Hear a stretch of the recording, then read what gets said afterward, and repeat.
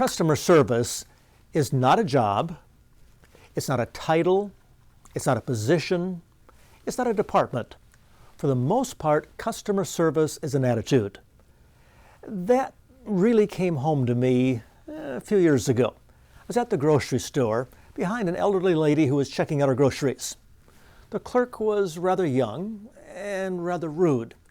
He had told off the previous two customers about what they should be doing, how to use their coupons, how they're inserting their credit cards incorrectly, and not in the most friendly manner.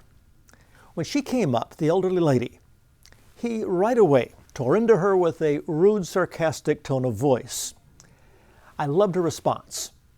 She said, "Just a minute, young man.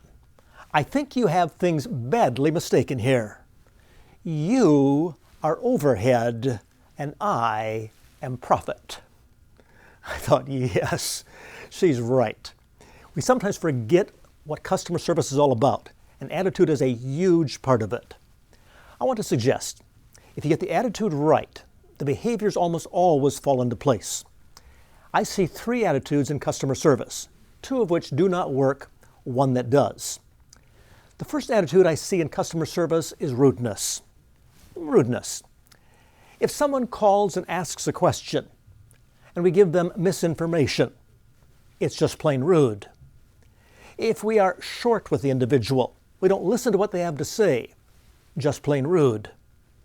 If you go to your boss, your manager, and make a suggestion, he or she says, "I'll get back to you later," and they never do, just plain rude.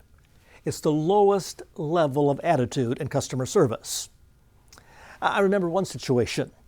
I stopped at an airport concession stand, asked for a Diet Coke without ice. The clerk said, yeah, fine. Gave me the Diet Coke with ice.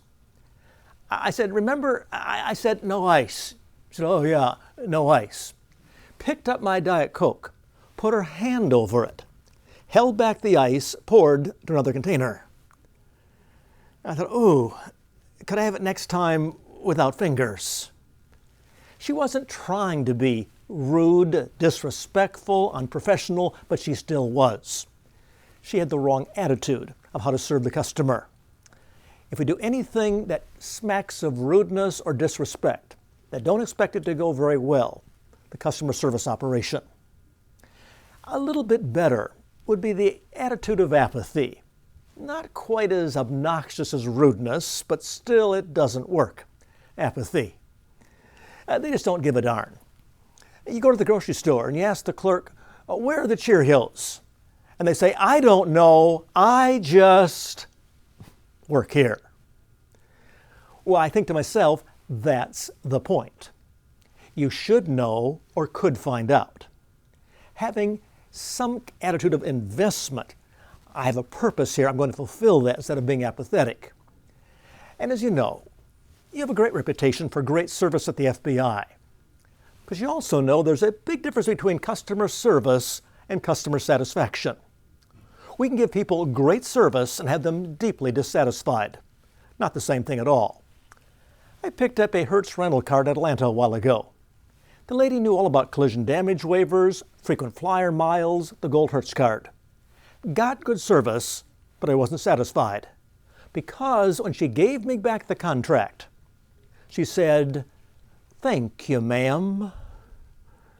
Ma'am? I thought, what's gone wrong down here? In other words, she was just processing customers. Next, connecting with no one. Basically apathetic. Another day, another dollar. If we treat anybody with those two attitudes of rudeness or apathy, don't expect a good customer experience. What we need is what I call the attitude of warmth. Warmth. When I teach in Japan, they say it this way. Think of your coworker, your customer, even your family members as old Kayaku-san, which means special guest in our home. When we have special guests, most of us clean the place up a little bit. Give them our better dishes, better foods. Want them to feel that sense of warmth or specialness. The same thing your customer should feel, whether through the internet, on the telephone, or face-to-face. That sense that they're special, they're important, they're a guest. It may be a coworker, internal customer. It may be they come to your cubicle. When they walk away, they feel like, wow, he looked me right in the eye, put down his pencil, didn't check his email 3 times, didn't pick up the phone 3 times. That sense of connection or warmth. And the same thing with a telephone customer. They get off the phone and feel like, hey, he listened, she listened, I count, I'm important. That sense of warmth.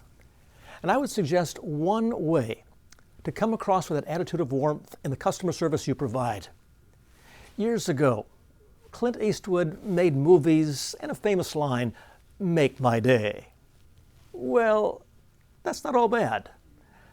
Think of what you can do with every customer experience you have to make their day a better day. You'll think of 1,000 things. Do it.